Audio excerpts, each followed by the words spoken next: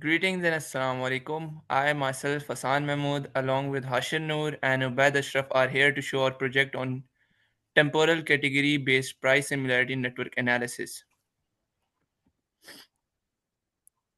What is our project about?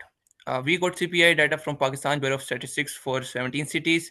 This data shows prices of different products like wheat, rice, milk, and vegetables from 2023 to 2025. We divided the products into 7 groups: food staples, meat, poultry and dairy, oil sweeteners, etc. Let me explain how we analyze this data mathematically. Our approach has 5 main steps. The step 1, making price vectors. For each city, we created list of prices. For example, Islamabad's food price for January 2023 become one vector. We took monthly averages for each product. Then the second step is normalization. We apply standard scaling to normalize the data, ensuring all product prices contribute equally to the similarity calculations, regardless of their absolute values. Step 3, calculating similarity. We use cosine similarity formula to compare cities. Similarity, the result is a value ranging from 0 to 1. When two cities have similar prices, the cosine similarity is close to 1. When prices are very different, it's close to 0. Then the next step is to build networks. We created graphs where cities are points and connections show similarity. We use different thresholds: 0.75 threshold for hash diagram, 0.80 threshold, and 0.65 threshold to see the variation between the threshold and their results. When the similarity is above the threshold, we draw a connection between cities. Then the next step, the final step, is check temporal relations. We define relations T between years. If all collections in 2023 also present in 2024, then there's a relation between 2023 and 2024. We check 3 points: reflexive, every year relates to itself; antisymmetric, if both the year 2023 and 2024 and then 2024 and 2023 have the relation between them, then they are equal; and transitive, for example, if 2023 has relation with 2024 and 2024 have relation with 2025, then that 2023 have direct relation with 2025. This proves T is a partial order, which we show in hash diagram, which is shown in transparently shown in the background. Next, Harsha will explain its part. So now I'll walk you through how our code works. Our program was divided into multiple functions, each doing their own part in the calculations, and some were generating the graphs, etc. So starting with the libraries we used, Pandas was used to load and clean the CPI data, which is CSV format. NumPy helps with normalization math and entropy calculations. Networks builds our similarity network for cities. Cosine similarity compares price pattern between cities. Standard scalar normalizes all price vectors. And lastly, matplotlib, cbor are used to generate graphs, make them visually appealing, and a clean output. Now, our first function was loading the data. We began by reading the CPI CSV file and fixing columns names so that future processing runs smoothly. In the next part, we created price vectors. Here, each city becomes a row and month becomes column. Missing values are replaced with monthly average, and then we normalize everything so comparison between cities are fair. Calculating the cosine similarity, this gives us a similarity matrix showing how closely each pair of cities matches in terms of monthly price behavior. We converted the similarity matrix into a network. Cities are nodes, and strong similarity becomes a connection. We store both the similarity and a weight needed for strong path calculations.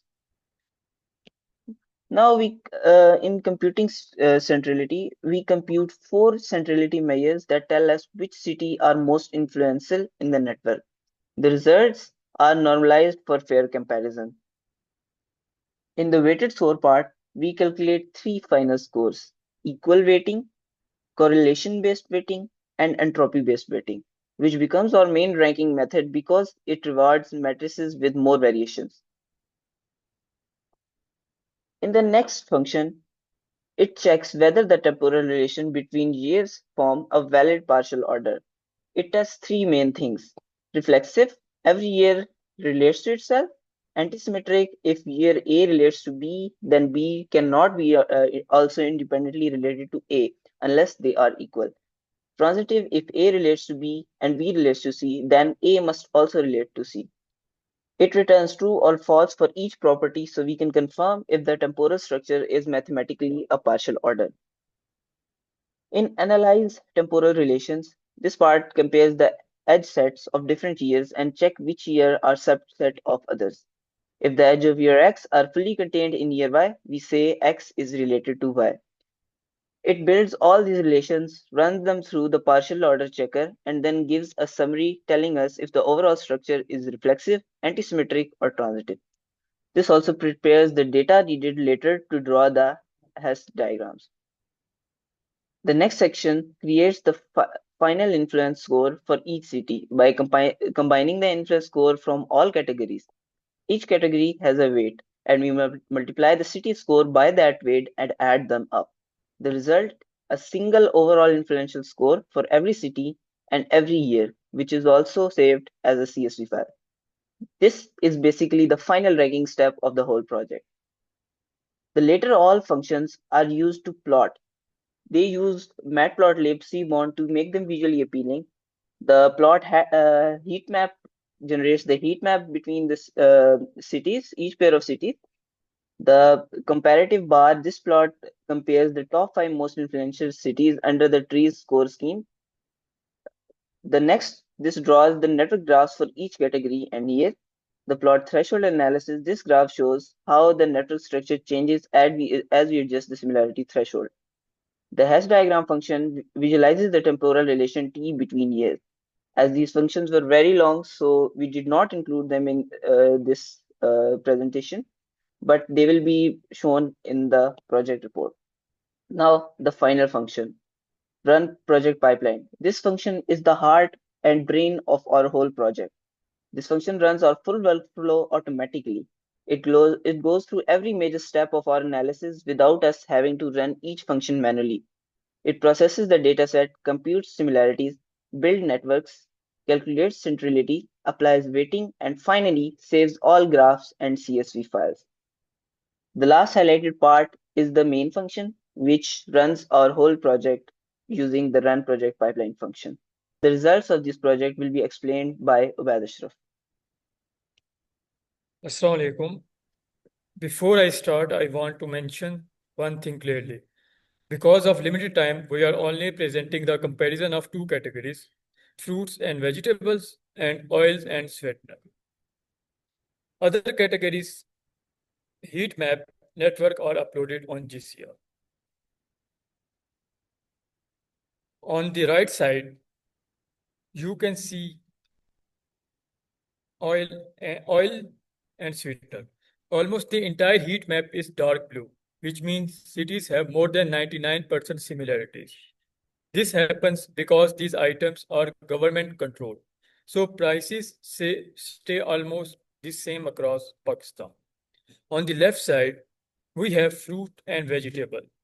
Here you can see more light blue and orange patches, which show variations between cities. Fruits and vegetables depend on local farming, weather, and seasons, so prices change more across regions.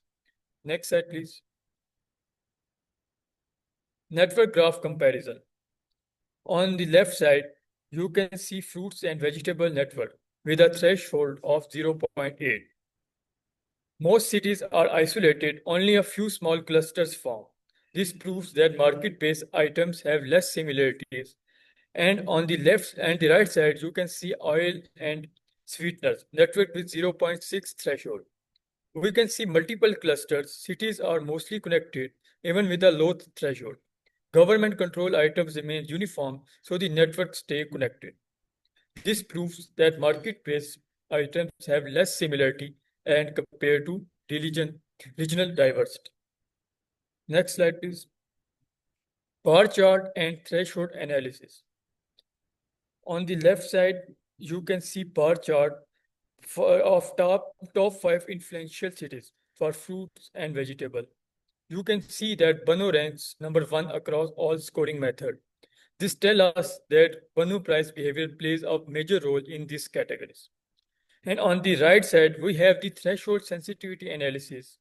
As the threshold increases, the network becomes less dense and the number of connected components increase.